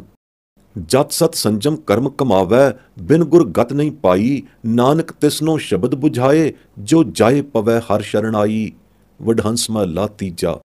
ਭਾਵ ਜਤ ਸਤ ਸੰਜਮ ਆਦਿਕ ਆਨਮਤੀ ਤੇ ਮਨਮਤੀ ਕਰਮ ਜਿਤਨੇ ਵੀ ਕੋਈ ਮਨਮਤੀਆ ਆਨਮਤੀਆ ਕਰਦਾ ਕਮਾਉਂਦਾ ਹੈ, ਬਿਨਾਂ ਗੁਰੂ ਤੋਂ ਨਾ ਹੀ ਉਕਤ ਕਰਮ ਕੀਤੇ ਕਿਸੇ ਲੇਖੇ ਪੈਂਦੇ ਹਨ, ਨਾ ਇਹਨਾਂ ਕਰਮ ਕਰਨਹਾਰੇ ਪੁਰਸ਼ਾਂ ਮਨਮਤੀਆਂ ਦੀ ਗਤੀ ਹੁੰਦੀ ਹੈ, ਨਾ ਉਸ ਨੂੰ ਕਲਿਆਣ ਹਾਸਲ ਹੁੰਦੀ ਹੈ। ਗੁਰੂ ਕਰਤਾਰ ਦੇ ਬਣ ਰਹਿਣ ਕਰਕੇ ਸ਼ਬਦ ਸੁਰਤ ਦੀ ਸੋਝੀ ਪੈਂਦੀ ਹੈ ਅਤੇ ਗੁਰ ਸ਼ਬਦ ਦੀ ਸੋਝੀ ਪਿਆਂ ਹੀ ਆਪਣੇ ਕਰਮਾਂ ਦੇ ਕੁਫੇਰ ਵਿੱਚੋਂ ਆਨਮਤੀਆ ਮਨਮਤੀਆ ਪੁਰਸ਼ ਨਿਕਲਦਾ ਹੈ, ਨਹੀਂ ਤਾਂ ਨਿਕਲ ਸਕਦਾ ਹੀ ਨਹੀਂ। ਇਹਨਾਂ ਕਰਮਾਂ ਵਿੱਚ ਹੀ ਖੱਜਲ ਖੁਆਰ ਹੁੰਦਾ ਰਹਿੰਦਾ ਹੈ। ਇਹ ਕੁਟੰਬ ਸਭ ਜੀ ਕੇ ਬੰਧਨ ਭਾਈ, ਭਰਮ ਭੁਲਾਸੈ ਸਾਰਾ, ਬਿਨ ਗੁਰ ਬੰਧਨ ਟੂਟੈ ਨਾਹੀ, ਗੁਰਮੁਖ ਮੋਖ ਦੁਆਰਾ। ਕਰਮ ਕਰੈ ਗੁਰ ਸ਼ਬਦ ਨ ਪਛਾਣੈ, ਮਰ ਜਨਮੈ ਵਾਰੋ ਵਾਰਾ। ਸੋਰਠ ਮਹਲਾ ਤੀਜਾ। ਭਾਵ ਪੁੱਤਰ ਕਲਤਰੀ ਟੱਬਰ ਕੁਟੰਬ ਦੀ ਮੋਹ ਮਮਤਾ, ਇਹ ਸਭ ਜੀਵ ਆਤਮਾ ਦੇ ਬੰਧਨ ਹੀ ਹਨ। ਸਾਰਾ ਸੰਸਾਰ ਐਵੇਂ ਕਰਮਾਂ ਵਿੱਚ ਹੀ ਭੁੱਲਿਆ ਫਿਰਦਾ ਹੈ ਅਤੇ ਭੁੱਲਿਆ ਫਿਰਦਾ ਹੀ ਕਰਮ ਕਰਦਾ ਫਿਰਦਾ ਹੈ। ਸਤਿਗੁਰੂ ਦਾ ਬਣੇ ਬਿਨਾਂ ਇਹ ਬੰਧਨ ਕਦਾਚਿਤ ਨਹੀਂ ਟੁੱਟਦੇ ਮਨਮੁਖਾਂ ਦੇ। ਇਹਨਾਂ ਦੀ ਮਨਮੁਖਤਾ ਦੇ ਕਾਰਨ ਮਨਮੁਖੀ ਕਰਮ ਕਰਨ ਦੇ ਸੁਆਦਲੇ ਬੰਧਨ ਟੁੱਟਦੇ ਨਹੀਂ ਅਤੇ ਪਏ ਹੀ ਰਹਿੰਦੇ ਹਨ। ਬੰਧਨ ਟੁੱਟਿਆਂ ਬਿਨਾਂ ਜੋ ਕਰਮ ਵੀ ਮਨਮੁਖ ਪੁਰਸ਼ ਕਰਦੇ ਹਨ, ਸੋ ਉਹਨਾਂ ਨੂੰ ਰਸਾਤਲ ਨੂੰ ਹੀ ਡੋਬ ਲੈ ਜਾਂਦੇ ਹਨ। ਉਹਨਾਂ ਨੂੰ ਮੋਖ ਦੁਆਰ ਦੀ ਪ੍ਰਾਪਤੀ ਕਦੇ ਹੁੰਦੀ ਹੀ ਨਹੀਂ। ਗੁਰੂ ਦੇ ਅਨੁਸਾਰੀ ਗੁਰ ਹੁਕਮੀ ਬੰਦੇ, ਗੁਰੂ ਦੇ ਗੁਰਮੁਖ ਸਿੱਖਾਂ ਨੂੰ ਸੌਖੇ ਹੀ ਮੋਖ ਦੁਆਰਾ ਪ੍ਰਾਪਤ ਹੁੰਦਾ ਹੈ। ਜਿਹੜੇ ਮਨਮੁਖ ਪੁਰਸ਼ ਗੁਰ ਸ਼ਬਦ ਪਛਾਣੇ ਬਿਨਾਂ ਹੀ ਕਰਮ ਕਮਾਉਂਦੇ ਹਨ, ਉਹ ਬਾਰੋ ਬਾਰ ਜੰਮਦੇ ਮਰਦੇ ਹੀ ਰਹਿੰਦੇ ਹਨ। ਗੁਰੂ ਗਿਆਨ ਬਿਹੂਣ ਹਉਮੈ ਬੰਧਨੀ ਕਰਮ ਸਭ ਜੰਮਪੁਰੀ ਨੂੰ ਸਿੱਧਾ ਹੀ ਲੈ ਜਾਂਦੇ ਹਨ। ਸਿਮਰਿਤ ਸਾਸਤ ਸੋਧਿਆ ਭਾਈ, ਵਿਣ ਸਤਿਗੁਰ ਭਰਮ ਨਾ ਜਾਏ, ਅਨਿਕ ਕਰਮ ਕਰ ਥਾਕਿਆ ਭਾਈ, ਫਿਰ ਬੰਧਨ ਪਾਏ। ਸੋਰਠ ਮਹਲਾ ਪੰਜਵਾਂ, ਘਰ ਪਹਿਲਾ ਚੌਤੁਕੇ। ਭਾਵ ਸਿਮਰਤੀਆਂ ਤੇ ਸ਼ਾਸਤਰ ਆਨਮਤੀਆਂ ਨੇ ਬਥੇਰੇ ਸੋਧੇ ਘੋਖੇ, ਤਿਨਾਂ ਸਿਮਰਿਤ ਸ਼ਾਸਤਰ ਵਾਲੇ ਕਰਮ ਕੀਤਿਆਂ ਉਹਨਾਂ ਦਾ ਭਰਮ ਨਹੀਂ ਜਾਂਦਾ। ਸਤਿਗੁਰੂ ਬਿਨਾਂ ਇਹ ਭਰਮ ਜਾ ਹੀ ਨਹੀਂ ਸਕਦਾ। ਜਦੋਂ ਵੀ ਇਹਨਾਂ ਆਨਮਤੀ ਕਰਮੀਆਂ ਧਰਮੀਆਂ ਦਾ ਅਗਿਆਨਮਈ ਭਰਮ ਜਾਵੇਗਾ ਤਾਂ ਸਤਿਗੁਰੂ ਦੀ ਸੁਮੱਤ ਲਏ ਤੋਂ ਹੀ ਜਾਏਗਾ। ਗੁਰੂ ਹੀਣਾ ਨਿਗੁਰਾ ਮੀਣਾ ਭਾਵੇਂ ਅਨੇਕਾਂ ਕਰਮ ਕਰ ਕਰ ਹੰਭ ਥੱਕੇ, ਉਹ ਮੁੜ ਮੁੜ ਬੰਧਨ ਵਿੱਚ ਹੀ ਪੈਂਦਾ ਰਹਿੰਦਾ ਹੈ। ਬਿਨ ਸਤਿਗੁਰ ਸੇਵੇ ਜਨਮ ਨ ਛੋਡੈ, ਜੇ ਅਨੇਕ ਕਰਮ ਕਰੈ ਅਧਿਕਾਈ, ਵੇਦ ਪੜ੍ਹੈ ਤੈ ਬਾਦ ਵਖਾਣੈ, ਬਿਨ ਹਰ ਪਤ ਗਵਾਈ। ਸੋਰਠ ਮਹਲਾ ਤੀਜਾ ਘਰ ਪਹਿਲਾ ਤੇ ਤੁਕੀ। ਭਾਵ ਸਤਿਗੁਰੂ ਦਾ ਸੇਵਕ ਸਿੱਖ ਬਣੇ ਬਿਨਾਂ ਅਤੇ ਸਿੱਖ ਬਣ ਕੇ ਸਤਿਗੁਰੂ ਤੋਂ ਦੀਖਿਆ ਗੁਰਮੰਤਰ ਲਏ ਬਿਨਾਂ ਤੇ ਗੁਰ ਦੀਖਿਆ ਲੈ ਕੇ ਸਿਮਰਨ ਰੂਪੀ ਸੇਵਾ ਵਿੱਚ ਅਰੂੜ ਹੋਏ ਬਿਨਾਂ ਜਨਮ ਜੂਨੀਆਂ ਦਾ ਸਿਲਸਿਲਾ ਛੁੱਟਦਾ ਹੀ ਨਹੀਂ, ਆਵਾਗਮਨ ਦਾ ਖਹਿੜਾ ਛੁੱਟਦਾ ਹੀ ਨਹੀਂ। ਭਾਵੇਂ ਅਨੇਕਾਂ ਵੱਧ ਤੋਂ ਵੱਧ ਅਧਿਕਾਈ ਤੋਂ ਅਧਿਕਾਈ ਕਰਮ ਕਰਦਾ ਫਿਰੇ। ਵੇਦ ਪੜ੍ਹਨ ਹਾਰੇ ਆਨਮਤੀ ਲੋਕ ਵੇਦਾਂ ਨੂੰ ਪੜ੍ਹਦੇ ਹਨ ਅਤੇ ਵੇਦਾਂ ਨੂੰ ਪੜ੍ਹ ਪੜ੍ਹ ਵਾਦ ਹੀ ਵਖਾਣਦੇ ਫਿਰਦੇ ਰਹਿੰਦੇ ਹਨ। ਵਾਹਿਗੁਰੂ ਗੁਰੂ ਕਰਤਾਰ ਬਿਨਾਂ ਇਤਨੇ ਕਰਮ ਕਰ, ਆਪੇ ਹੀ ਉਹ ਆਪਣੀ ਪਤ ਨੂੰ ਗਵਾ ਹੀ ਜਾਂਦੇ ਹਨ। ਬੰਧਨ ਕਾਟੈ ਸੋ ਪ੍ਰਭੂ ਜਾਕੈ ਕਲ ਹਾਥ, ਅਵਰ ਕਰਮ ਨਹੀਂ ਛੂਟੀਐ ਰਾਖੋ ਹਰ ਨਾਥ। ਬਿਲਾਵਲ ਮਹਲਾ ਪੰਜਵਾਂ। ਭਾਵ ਇਹਨਾਂ ਕਰਮ ਬੰਧਨੀ ਕਲਯੁਗ ਜੀਵਾਂ ਦੇ ਬੰਧਨ ਸਰਬ ਕਲਾ ਸਮਰੱਥ ਵਾਹਿਗੁਰੂ ਹੀ ਕੱਟ ਸਕਦਾ ਹੈ। ਹੋਰ ਕਰਮਾਂ ਅਰਥਾਤ ਆਨਮਤ ਕਰਮਾਂ ਦੁਆਰਾ ਛੁਟਕਾਰਾ ਕਦੇ ਹੋ ਹੀ ਨਹੀਂ ਸਕਦਾ। ਰਾਖਣ ਹਾਰਾ ਗੁਰੂ ਕਰਤਾਰ ਹੀ ਇਹਨਾਂ ਪਰਮ ਬੰਧਨੀ ਕਰਮਾਂ ਤੋਂ ਹੱਥ ਦੇ ਕੇ ਰੱਖੇ ਤਾਂ ਰੱਖੇ, ਹੋਰ ਕਿਸੇ ਦੀ ਪਹੁੰਚ ਨਹੀਂ। ਸਰਬ ਕਲਾ ਸਮਰੱਥ ਦੇ ਰਜ਼ਾਈ ਕਰਮ ਅਨੁਸਾਰ ਗੁਰੂ ਸਤਿਗੁਰੂ ਦਾ ਕਿਰਪਾ ਰੂਪੀ ਪ੍ਰਸਾਦ ਉਹਨਾਂ ਉੱਪਰ ਹੀ ਵਰਤਦਾ ਹੈ ਜੋ ਨਿਸਲ ਹੋ ਕੇ ਸਭ ਪਾਸਿਓਂ ਹਾਰ ਕੇ ਵਾਹਿਗੁਰੂ ਦੀ ਸ਼ਰਣਾਏ ਆਏ ਪੈਂਦੇ ਹਨ। ਤਦ ਸਤਿਗੁਰੂ ਦਾ ਭੇਟ ਮਿਲਾਪ ਪ੍ਰਾਪਤ ਹੁੰਦਾ ਹੈ ਅਤੇ ਸਤਿਗੁਰੂ ਦਾ ਭੇਟ ਮਿਲਾਪ ਉਹਨਾਂ ਨੂੰ ਗੁਰ ਦੀਖਿਆ ਗੁਰਮਤ ਪ੍ਰਦਾਨ ਕਰਦਾ ਹੈ।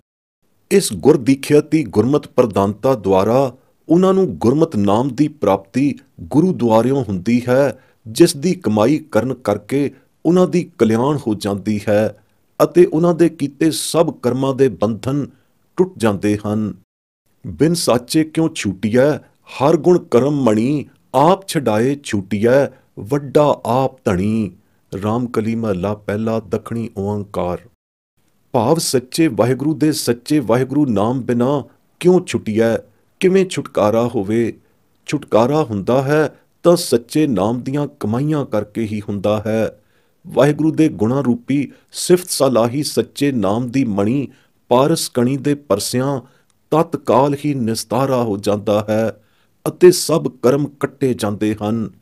ਇਸ ਪਾਰਸ ਮਣੀ ਨਾਮ ਦੀ ਕਣੀ ਪ੍ਰਾਪਤ ਹੁੰਦਿਆਂ ਸਾਰ ਹੀ ਇਸ ਸਿਫਤ ਸਲਾਹੀ ਨਾਮ ਅਭਿਆਸ ਦੀ ਕਮਾਈ ਕਰਨ ਰਾਹੀਂ ਪਾਰਸ ਮਣੀ ਦੀ ਬਖਸ਼ਿਸ਼ ਤਿਸੇ ਵਡਭਾਗੇ ਗੁਰਮੁਖ ਜਨ ਨੂੰ ਹੀ ਪ੍ਰਾਪਤ ਹੁੰਦੀ ਹੈ, ਜਿਸ ਨੂੰ ਉਸਨੇ ਆਪ ਕਰਮਾਂ ਦੇ ਗੇੜ ਤੋਂ ਛੁਡਾਉਣਾ ਮੱਥਿਆ ਹੋਇਆ ਹੁੰਦਾ ਹੈ।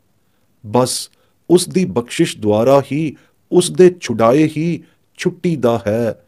ਉਹ ਆਪਣੀ ਬਖਸ਼ਿਸ਼ ਆਪ ਕਰਨਹਾਰਾ ਬੜਾ ਹੀ ਬਖਸ਼ਿੰਦ ਧਣੀ ਹੈ। ਮਹਲਾ ਤੀਜਾ। ਬਿਨ ਸਤਿਗੁਰ ਸੇਵੇ ਸ਼ਾਂਤ ਨਾ ਆਵਈ, ਦੂਜੀ ਨਾ ਹੀ ਜਾਏ, ਜੇ ਬਹੁ ਤੇਰਾ ਲੋਚੀਐ ਵਿਣ ਕਰਮਾ ਪਾਇਆ ਨਾ ਜਾਏ। ਅੰਤਰ ਲੋਭ ਵਿਕਾਰ ਹੈ ਦੂਜੈ ਭਾਏ ਖੁਆਏ, ਤਿਨ ਜੰਮਣ ਮਰਨ ਨਾ ਚੁਕਈ, ਹਉਮੈ ਵਿੱਚ ਦੁਖ ਪਾਏ। ਜਿਨੀ ਸਤਿਗੁਰ ਸਿਉ ਚਿਤ ਲਾਇਆ, ਸੋ ਖਾਲੀ ਕੋਈ ਨਾ ਹੈ, ਤਿਨ ਜਮ ਕੀ ਤਲਬ ਨਾ ਹੋਵਈ। ਨਾ ਓਏ ਦੁਖ ਸਹਾਹੈ, ਨਾਨਕ ਗੁਰਮੁਖ ਉਬਰੇ, ਸੱਚਾ ਸ਼ਬਦ ਸਮਾਹੈ। ਰਾਮਕਲੀ ਕੀ ਵਾਰ। ਸਤਿਗੁਰੂ ਦਾ ਸੱਚਾ ਸੇਵਕ ਸਿੱਖ ਬਣੇ ਬਿਨਾਂ ਅਤੇ ਸਤਿਗੁਰੂ ਦੁਆਰਿਓਂ ਗੁਰਮਤ ਨਾਮ ਦੀ ਪ੍ਰਾਪਤੀ ਕੀਤੇ ਬਿਨਾਂ ਅਤੇ ਪ੍ਰਾਪਤ ਕੀਤੇ ਨਾਮ ਦੀ ਕਮਾਈ ਬਿਨਾਂ ਸੱਚੀ ਸ਼ਾਂਤੀ ਕਿਸੇ ਨੂੰ ਵੀ ਪ੍ਰਾਪਤ ਨਹੀਂ ਹੁੰਦੀ। ਇਸ ਸੱਚੀ ਸ਼ਾਂਤੀ ਦੇ ਪ੍ਰਾਪਤ ਕਰਨ ਲਈ ਹੋਰ ਕੋਈ ਜਗ੍ਹਾ ਠੌਰ ਥਾਂ ਹੀ ਨਹੀਂ। ਇਹ ਸਤਿਗੁਰੂ ਦੀ ਸ਼ਰਨ ਪ੍ਰਾਪਤੀ ਵਾਲੀ ਠੌਰ ਐਵੇਂ ਕਿਸੇ ਨੂੰ ਨਹੀਂ ਮਿਲਦੀ, ਭਾਵੇਂ 100 ਵਾਰਾਂ ਲੋਚੀਏ।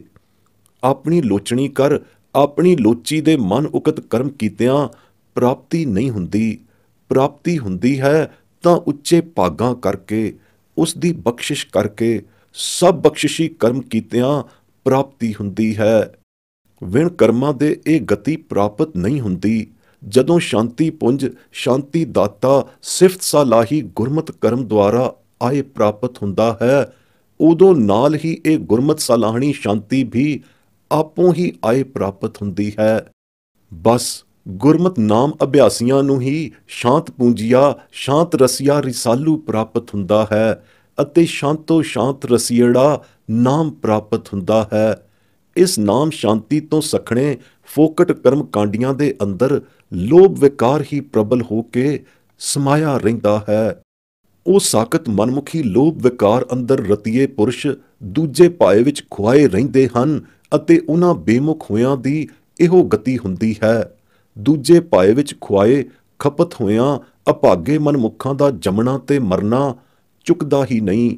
ਜੰਮਣ ਮਰਨ ਦੀ ਘੁੰਮਣ ਘੇਰੀ ਵਿੱਚ ਸਦਾ ਗਰਸੇ ਰਹਿੰਦੇ ਹਨ। ਹਉਮੈ ਬੰਧਨਾਂ ਦੇ ਬੰਧਈ ਹੋ ਕੇ ਉਹ ਦੁੱਖ ਪਾਉਂਦੇ ਹਨ ਅਤੇ ਦੁਖੀਏ ਹੀ ਹੋਏ ਰਹਿੰਦੇ ਹਨ। ਜਿਨ੍ਹਾਂ ਨੇ ਸਤਿਗੁਰ ਸੇਤੀ ਚਿੱਤ ਲਾਇਆ ਹੈ, ਜੋ ਇੱਕੋ ਸਤਿਗੁਰੂ ਦੇ ਹੀ ਹੋ ਰਹੇ ਹਨ, ਸੋ ਸੱਚੇ ਸਿਫਤ ਸਲਾਹੀ ਬਖਸ਼ ਵਾਲੇ ਧਨ ਤੋਂ ਕਦੇ ਖਾਲੀ ਨਹੀਂ ਰਹਿੰਦੇ। ਕੋਈ ਵੀ ਸਤਿਗੁਰੂ ਸਨਮੁਖੀਆ ਗੁਰਮੁਖ ਜਨ ਇਸ ਵਥ ਪਦਾਰਥ ਖੁਣੋਂ ਖਾਲੀ ਨਹੀਂ ਰਹਿੰਦਾ। ਐਸੇ ਗੁਰਮੁਖਾਂ ਨੂੰ ਜਮ ਦੀ ਤਲਬ ਹਰਗਿਜ਼ ਨਹੀਂ ਪੈਂਦੀ। ਉਹ ਜਨਮ ਮਰਨ ਨਰਕ ਤੇ 84 ਦੇ ਗੇੜ ਵਿੱਚ ਪੈ ਕੇ ਦੁੱਖ ਨਹੀਂ ਸਹਿੰਦੇ। ਗੁਰੂ ਨਾਨਕ ਦੇ ਬਖਸ਼ੇ ਹੋਏ ਇਹੋ ਜਿਹੇ ਗੁਰਮੁਖ ਸੱਚੇ ਸ਼ਬਦ ਦੁਆਰਾ ਸੁਰਖਰੂ ਹੋ ਕੇ ਉਭਰਦੇ ਨਿਸਤਰਦੇ ਹਨ ਅਤੇ ਉਭਰ ਕੇ ਸੱਚੇ ਵਾਹਿਗੁਰੂ ਵਿੱਚ ਸਮਾ ਜਾਂਦੇ ਹਨ। ਬਿਨ ਗੁਰ ਦਾਤੇ ਕੋਏ ਨਾ ਪਾਏ, ਲੱਖ ਕੋਟੀ ਜੇ ਕਰਮ ਕਮਾਏ, ਗੁਰ ਕਿਰਪਾ ਤੇ ਘਟ ਅੰਤਰ ਵਸਿਆ, ਸ਼ਬਦੇ ਸੱਚ ਸਾ ਲਾਹਾ ਹੈ। ਮਾਰੂ ਮਹਲਾ ਤੀਜਾ। ਭਾਵ ਗੁਰੂ ਦਾਤੇ ਦੀ ਬਸੀਠੀ ਬਿਨਾਂ ਕੋਈ ਵੀ ਪਾਰ ਬ੍ਰਹਮ ਪਰਮੇਸ਼ਰ ਦੀ ਪ੍ਰਾਪਤੀ ਨਹੀਂ ਕਰ ਸਕਦਾ। ਭਾਵੇਂ ਲੱਖਾਂ ਕੋਟਾਂ ਆਨਮਤ ਕਰਮਾਂ ਨੂੰ ਕੋਈ ਕਰ ਕਰ ਹਾਰ ਥੱਕੇ, ਲੱਖ ਕੋਟੀ ਕਰਮ ਕਮਾਏ ਉਸ ਦੇ ਬਿਰਥੇ ਜਾਂਦੇ ਹਨ, ਕਿਸੇ ਕੰਮ ਨਹੀਂ ਆਉਂਦੇ। ਸਤਿਗੁਰੂ ਦੀ ਬਸੀਠਤਾਮਈ ਸਹਾਇਤਾ ਬਿਨਾਂ ਲੱਖਾਂ ਤੇ ਕਰੋੜਾਂ ਕਰਮ ਕੀਤਿਆਂ ਦਾ ਕੱਖ ਲਾਭ ਨਹੀਂ। ਸਤਿਗੁਰੂ ਦੀ ਕਿਰਪਾ ਦੁਆਰਾ ਗੁਰ ਸ਼ਬਦ ਗੁਰ ਮੰਤਰ ਦੇ ਸਲਾਹਿਆਂ ਕੋਟ ਕਰਮ ਕੱਟੇ ਜਾਂਦੇ ਹਨ ਅਤੇ ਕਮਾਏ ਸਾਰੇ ਹੀ ਕਰਮ ਥਾਂਏ ਪੈਂਦੇ ਹਨ, ਨਹੀਂ ਤਾਂ ਅਜਾਈਂ ਹੀ ਜਾਂਦੇ ਹਨ। ਸਤਿਗੁਰੂ ਦੇ ਪ੍ਰਸਾਦ ਕਰ ਸ਼ਬਦ ਗੁਰ ਦੀਖਿਆ ਦੇ ਪ੍ਰਤਾਪ ਨਾਲ ਅਗਮ ਅਗੋਚਰ ਵਾਹਿਗੁਰੂ ਘਟ ਅੰਤਰ ਹੀ ਆਏ ਨਿਵਾਸ ਕਰਦਾ ਹੈ। ਇਹ ਮਨ ਧੰਦਾ ਬੰਦਾ ਕਰਮ ਕਮਾਏ, ਮਾਇਆ ਮੂਠਾ ਸਦਾ ਬਿਲ ਲਾਏ, ਇਹ ਮਨ ਛੂਟਾ ਗੁਰ ਲਿਆ ਛੁਡਾਏ, ਨਾਨਕ ਮਾਇਆ ਮੋਹ ਸ਼ਬਦ ਜਲਾਏ। ਬਸੰਤ ਮਹਲਾ ਤੀਜਾ। ਵਿਆਖਿਆ।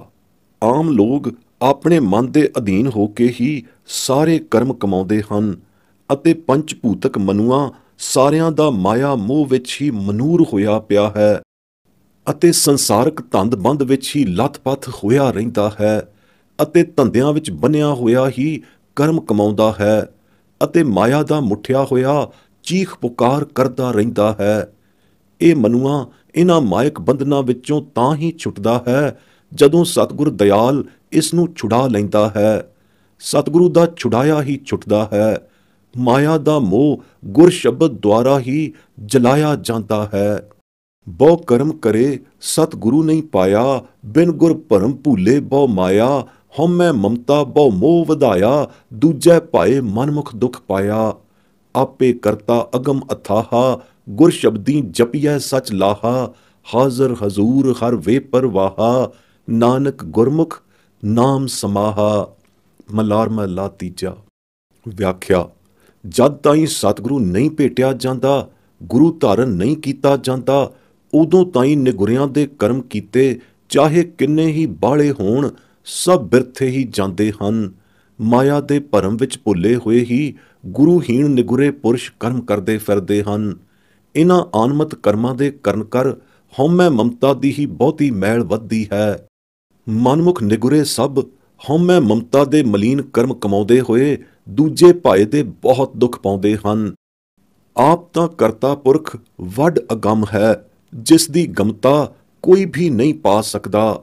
ਗੁਰ ਸ਼ਬਦੀ ਹੀ ਵਾਹਿਗੁਰੂ ਜਪਿਆ ਜਾ ਸਕਦਾ ਹੈ ਅਤੇ ਉਸ ਨੂੰ ਜਪ ਕੇ ਸੱਚਾ ਲਾਹਾ ਮਿਲਦਾ ਹੈ।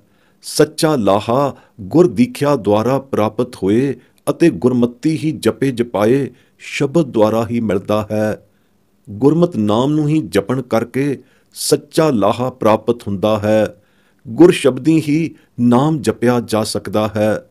ਅਰਥਾਤ ਗੁਰੂ ਦੁਆਰਾ ਗੁਰ ਦੀਖਿਆ ਮਿਲੇ ਬਾਝੋਂ ਨਾਮ ਨਹੀਂ ਜਪਿਆ ਜਾ ਸਕਦਾ। ਜੇ ਕੋਈ ਜਪੇ ਵੀ ਤਾਂ ਉਸ ਨੂੰ ਸੱਚਾ ਲਾਹਾ ਨਹੀਂ ਪ੍ਰਾਪਤ ਹੁੰਦਾ। ਸੱਚਾ ਲਾਹਾ ਗੁਰ ਦੀਖਿਆ ਨਾਮ ਗੁਰਮਤਿ ਨਾਮ ਨੂੰ ਜਪਿਆਂ ਹੀ ਪ੍ਰਾਪਤ ਹੁੰਦਾ ਹੈ। ਵੇ ਪਰਵਾਹ ਵਾਹਿਗੁਰੂ ਹਾਜ਼ਰ ਹਜ਼ੂਰ ਦਿਸਦਾ ਹੈ ਤਾਂ ਗੁਰਮਤਿ ਨਾਮ ਦੇ ਪ੍ਰਤਾਪ ਕਰ ਹੀ ਦਿਸਦਾ ਹੈ। ਏਦੂ ਵੱਡਾ ਸੱਚਾ ਲਾਹਾ ਹੋਰ ਕਿਹੜਾ ਹੋ ਸਕਦਾ ਹੈ ਕਿ ਅਗਮ ਅਗੋਚਰ ਵਾਹਿਗੁਰੂ ਹਾਜ਼ਰਾ ਹਜ਼ੂਰ ਅਤੇ ਜ਼ਾਹਰਾ ਜ਼ਹੂਰ ਦਿਸਣ ਲੱਗ ਪਏ। ਬੇਮੁਥਾਜ ਤੇ ਬੇਪਰਵਾਹ ਵਾਹਿਗੁਰੂ ਨੂੰ ਕੋਈ ਪਰਵਾਹ ਅਤੇ ਮੁਥਾਜੀ ਨਹੀਂ ਕਿ ਜਣੇ ਖਣੇ ਨੂੰ ਪ੍ਰਤੱਖ ਦਿਸਣ ਲੱਗ ਪਵੇ। ਪਰ ਉਹ ਭਗਤ ਵਛਲ ਗੁਰਮਤਿ ਭਗਤੀ ਵਾਲਿਆਂ ਗੁਰਮੁਖਾਂ ਦੇ ਵਸ ਵਿੱਚ ਆਉਂਦਾ ਹੈ ਅਤੇ ਉਹਨਾਂ ਨੂੰ ਪ੍ਰਤੱਖ ਦਰਸ਼ਨ ਦਿਖਾਉਂਦਾ ਹੈ, ਜਿਸ ਨੂੰ ਪੇਖ ਭਗਤ ਜਨ ਖੁਸ਼ ਵਿਗਸਦੇ ਵਿਗਸਾਉਂਦੇ ਹਨ। ਗੁਰਮੁਖ ਅਜਿਹੇ ਦਰਸ ਬਿਗਸਾਰੀ ਗੁਰਮਤਿ ਨਾਮ ਨੂੰ ਸਿਮਰਦੇ ਨਾਮ ਵਿੱਚ ਹੀ ਲੀਨ ਹੋ ਜਾਂਦੇ ਹਨ। ਕਾਨੜਾ ਮਹੱਲਾ ਪੰਜਵਾਂ। ਰੰਗਾ ਰੰਗ ਰੰਗਨ ਕੇ ਰੰਗਾ ਕੀਟ ਹਸਤ ਪੂਰਨ ਸਭ ਸੰਗਾ ਰਹਾਓ। ਬਰਤ ਨੇਮ ਤੀਰਥ ਸਹਿਤ ਗੰਗਾ ਜਲ ਹੇਵਤ ਭੂਖ ਅਰ ਨੰਗਾ। ਪੂਜਾ ਚਾਰ ਕਰਤ ਮੇ ਲੰਗਾ ਚੱਕਰ ਕਰਮ ਤਿਲਕ ਖਾ ਟੰਗਾ। ਦਰਸ਼ਨ ਭੇਟੇ ਬਿਨ ਸਤ ਸੰਗਾ ਹਠ ਨਿਗਰੈ ਅਤ ਰਹਿਤ ਬਿਟੰਗਾ। ਹਉ ਰੋਗ ਬਿਆਪੈ ਚੁਕੈ ਨ ਭੰਗਾ। ਕਾਮ ਕ੍ਰੋਧ ਅਤ ਤ੍ਰਿਸ਼ਨ ਜਰੰਗਾ। ਸੋ ਮੁਕਤ ਨਾਨਕ ਜਿਸ ਸਤਿਗੁਰ ਚੰਗਾ। ਕਰਮ ਕਾਂਡ ਕਰਨ ਨਾਲ ਹਉਮੈ ਦਾ ਹੋਰ ਪਾਹ ਚੜ੍ਹਦਾ ਹੈ। ਹਉਮੈ ਨੂੰ ਹੋਰ ਪੱਠੇ ਪੈਂਦੇ ਹਨ। ਇਹ ਵਾਹਿਗੁਰੂ ਦਾ ਨਾਮ ਹੀ ਹੈ ਜਿਸ ਨਾਲ ਆਤਮ ਰੰਗ ਚੜ੍ਹਦੇ ਹਨ ਅਤੇ ਕਰਮ ਕਾਂਡੀ ਮੈਲ ਉਤਰਦੀ ਹੈ। ਵਾਹਿਗੁਰੂ ਅਤੇ ਵਾਹਿਗੁਰੂ ਦਾ ਨਾਮ ਰੰਗਾ ਰੰਗੀ ਰੰਗਾਂ ਦੇ ਰੰਗਣਹਾਰਾ ਹੈ। ਚੜ੍ਹਦੇ ਤੋਂ ਚੜ੍ਹਦੇ ਰੰਗਾਂ ਵਿੱਚ ਸੁਰਤੀ ਬਿਰਤੀ ਨੂੰ ਰੰਗ ਚਲੂਲੇ ਚਾੜਨਹਾਰਾ ਹੈ। ਜਿਸ ਨੂੰ ਚਾਹੇ ਗੁਰੂ ਦੁਆਰਾ ਰੰਗ ਚੜ੍ਹਾ ਕੇ ਚਲੂਲੇ ਰੰਗਾਂ ਵਿੱਚ ਰੰਗ ਦੇਵੇ। ਉਹ ਸਭਨਾਂ ਵਿੱਚ ਵਰਤ ਰਿਹਾ ਹੈ। ਕੀੜੀ ਤੇ ਹਾਥੀ ਵਿੱਚ ਇੱਕ ਸਮਾਨ ਵਰਤ ਰਿਹਾ ਹੈ। ਸਾਰੇ ਹੀ ਪਰਿਪੂਰਨ ਹੈ ਅਤੇ ਸਾਰਿਆਂ ਦੇ ਸੰਗ ਵਰਤ ਰਿਹਾ ਹੈ। ਬਰਤ ਨੇਮ ਆਦਿਕ ਆਨਮਤ ਕਰਮ ਗੰਗਾ ਸਮੇਤ ਆਨਮਤ ਤੀਰਥਾਂ ਦੇ ਇਸ਼ਨਾਨ ਆਦਿਕ ਜਿਤਨੇ ਵੀ ਆਨਮਤ ਕਰਮ ਹਨ, ਇਹ ਸਭ ਆਤਮ ਕੁਸੰਗੀ ਕਰਮ ਹਨ, ਜਿਨ੍ਹਾਂ ਦੇ ਕੀਤਿਆਂ ਮਾਇਆ ਦੇ ਕਸੁੰਬੀ ਰੰਗ ਦਾ ਕੁਰੰਗ ਹੀ ਚੜ੍ਹਦਾ ਹੈ। ਜਲ ਧਾਰਾ ਕਰਨ, ਬਰਫ਼ ਵਿੱਚ ਆਪਣਾ ਤਨ ਗਾਲਣ, ਨਿਰਾਹਾਰ ਹੋ ਕੇ ਆਪਣੇ ਆਪ ਨੂੰ ਜਣਾਉਣ ਲਈ ਭੁੱਖ ਦਾ ਪਾਖੰਡ ਕਰਮ ਕਰਨਾ ਅਤੇ ਨੰਗਾ ਰਹਿਣਾ ਆਦਿਕ ਜਿਤਨੇ ਵੀ ਇਸ ਪ੍ਰਕਾਰ ਦੇ ਪਾਖੰਡ ਕਰਮ ਹਨ, ਇਹਨਾਂ ਨਾਲ ਰੱਬ ਨਹੀਂ ਰੀਝਦਾ।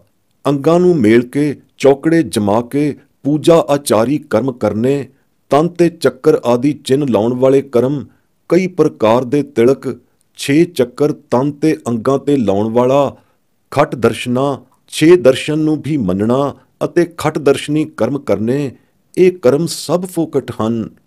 ਪਰੰਤੂ ਬਿਨਾਂ ਗੁਰੂ ਘਰ ਦੀ ਸਤ ਸੰਗਤ ਵਿੱਚ ਪਰਚਿਆਂ ਇਹ ਕਰਮ ਫੋਕਟ ਅਤੇ ਪਖੰਡ ਕਰਮ ਪ੍ਰਤੀਤ ਹੀ ਨਹੀਂ ਹੁੰਦੇ। ਹਠ ਦੁਆਰਾ ਇੰਦਰੀਆਂ ਨੂੰ ਰੋਕ ਕੇ ਇੰਦਰੀਆਂ ਦਾ ਨਿਰੋਧ ਕਰਨਾ, ਹਠ ਯੋਗ ਦੇ ਕਰਮ ਕਰਨੇ, ਸਿਰ ਦੇ ਭਾਰ ਹੋ ਕੇ ਟੰਗਾਂ ਨੂੰ ਉੱਪਰ ਕਰਕੇ ਦਰਖਤਾਂ ਤੇ ਟੰਗੇ ਰਹਿਣਾ ਅਤੇ ਕਪਾਲੀ ਆਸਣ ਯੋਗ ਜਮਾਉਣ ਵਾਲੇ ਕਰਮ ਕਰਨ ਤੋਂ ਹਉਮੈ ਰੋਗ ਵਿਆਪਦਾ ਹੈ। ਵਿਆਪਦਾ ਹੀ ਨਹੀਂ ਸਗੋਂ ਵੱਧਦਾ ਹੈ। ਘਾਟਾ ਮੁੱਕਦਾ ਹੀ ਨਹੀਂ ਸਗੋਂ ਵੱਧਦਾ ਹੀ ਜਾਂਦਾ ਹੈ। ਹਉਮੈ ਮੈਲ ਚੁੱਕਦੀ ਨਹੀਂ, ਨਾ ਭੰਗ ਹੁੰਦੀ ਹੈ ਸਗੋਂ ਵੱਧਦੀ ਹੀ ਜਾਂਦੀ ਹੈ।